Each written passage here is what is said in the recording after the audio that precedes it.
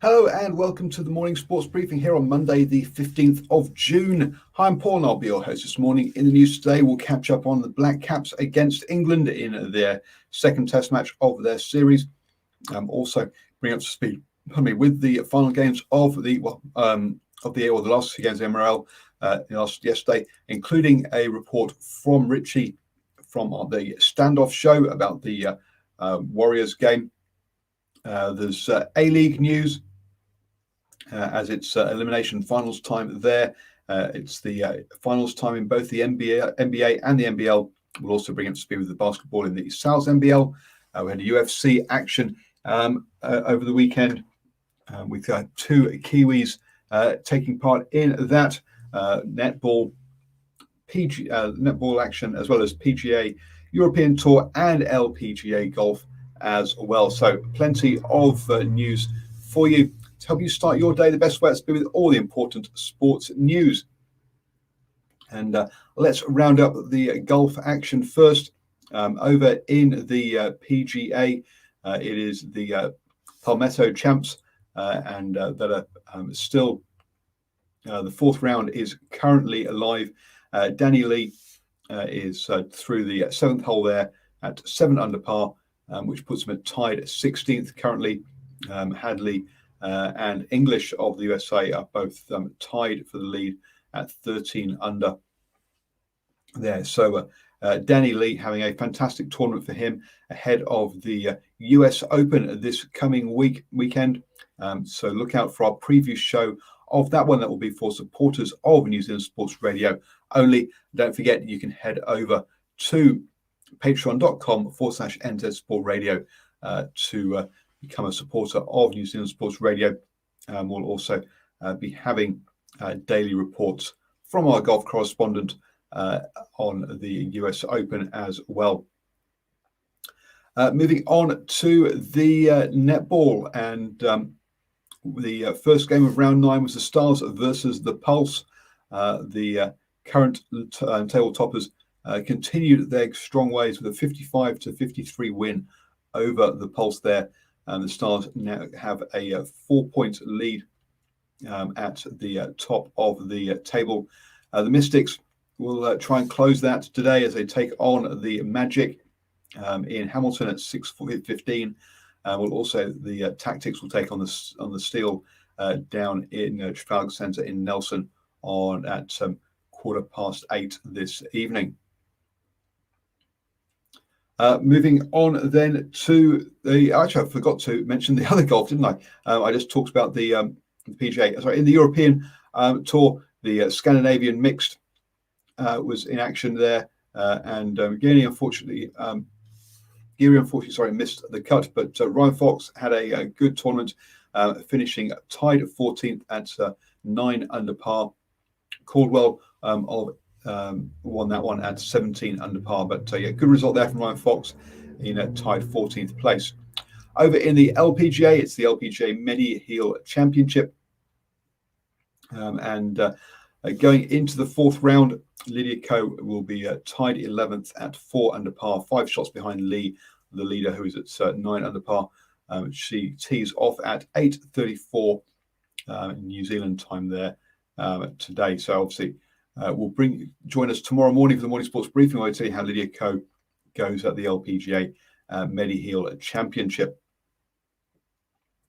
Moving on to the tennis, and I just I'm trying to remember whether I've remembered to give you the result of the women's final yesterday, where we had a first-time winner of Grand Slam winner with Krejcikova beating Palyan Chenevkova 6-1, 2-6, 6-4 in that one. So the unseeded player beating the 31st seed.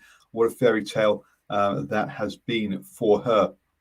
Over on the men's side of things, and we had the number 1 seed Djokovic taking on the number 5 seed Tsitsipas in that one. Tsitsipas took the first 2 sets 7-6, 6-2 to lead 2-0, put himself in a great position, but Djokovic fought back, winning the final 3 sets 6-3, 6-2, 6-4 to win a 5-set final there. and take the French Open. So congratulations to Djokovic on his win there, and a great comeback from 2 sets down.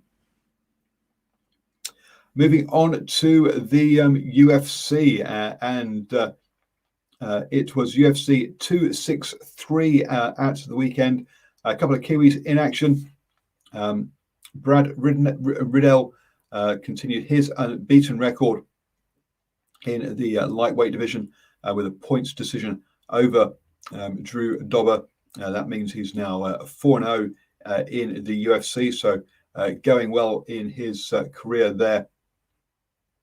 But the headline act was Israel Adesanya up against the Italian Marvin Vettori in the in a title match for the middleweight belt, and again another points decision there for Israel Adesanya. Both these fights were unanimous points decisions to win that one, and took his lead. Has taken his record now to 21-1.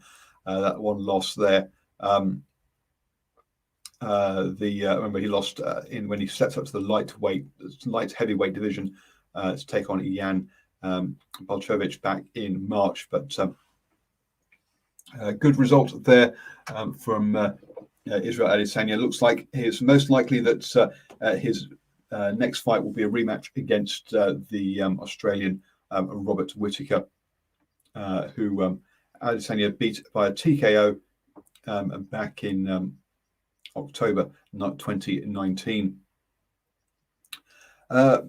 Moving on then to the basketball, and start off with the NBA.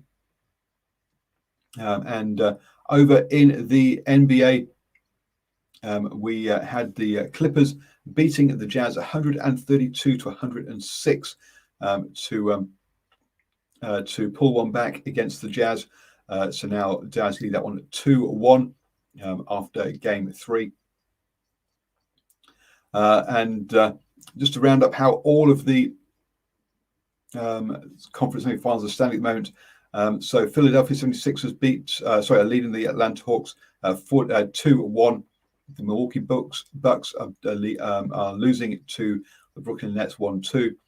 The Utah Jazz are leading the LA Clippers 2-1. And finally, the Denver Nuggets are trailing the Phoenix Suns 3-0 in the conference semi-finals. Moving on then to the NBL, and the Southeast Melbourne Phoenix, it was knockout time for them if they didn't beat Melbourne United, but they came out strong, winning that one 90-79 to square the series 1-1 and take it to a decider tomorrow. Today we'll have that decider between the Wildcats and the Hawks to see who will be in the final. And then Melbourne United and South Melbourne Phoenix will play tomorrow night, so tomorrow evening. So those coming down to the pointy, or is the pointy end now in the NBL. Over in the South NBL, 2 games yesterday, and with the expected wins for the Canterbury Rams and the Wellington Saints. The Rams beats the Taranaki Mountaineers 103-85, and the Wellington Saints had a comfortable win over Manawatu Jets 100-77. No games this evening. In fact, both those games were anyway. No games this evening. The next games are on Wednesday night, which sees the Auckland Huskies take on the Canterbury Rams up in Auckland for that one. Moving on to the A-League, and it's been the elimination finals. So Macarthur FC beat Central Coast Mariners 2-0 on Saturday, and yesterday Adelaide United also went through, beating Brisbane Roar 2-1. Semi-finals will be Sydney FC versus Adelaide United and Melbourne City FC versus Macarthur FC. Both those games next weekend on Saturday and Sunday, respectively. Moving on to the NRL, and 2 games yesterday in the NRL. The Warriors versus the Storm. We'll get a report on from Richie from the Standoff Show about that one. It's Richie from the Standoff Rugby League show on Wednesday nights. The Melbourne Storm have overpowered the Warriors 42 points to 16 at Central Coast Stadium today, with a dominant display outscoring the Kiwi side 7 tries to 3.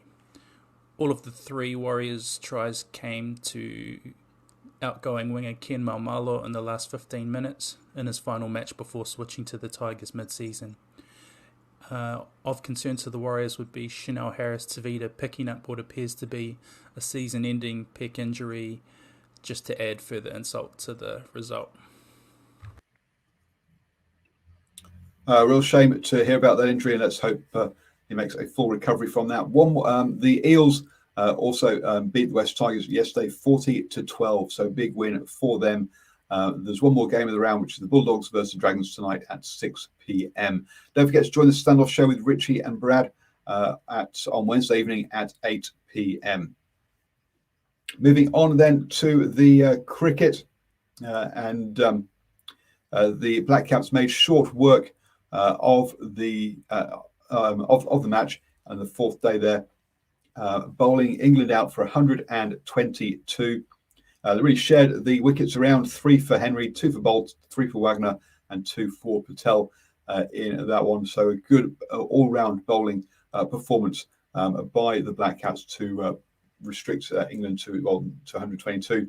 That set a small target, which the Black Caps chased down with Tom Latham, the captain, finishing on 23 not out. And Ross Taylor on didn't actually face the ball, but finished on naught not out. The 2 batsmen who were out were Devon Conway, who went for 3, and Will Young for 8. As New Zealand reached 41 for 2 to win the game with 8 wickets and nearly 2 days to spare. So, fantastic result for the Black Caps ahead of their World Test Championship final against India. That kicks off on Friday this week.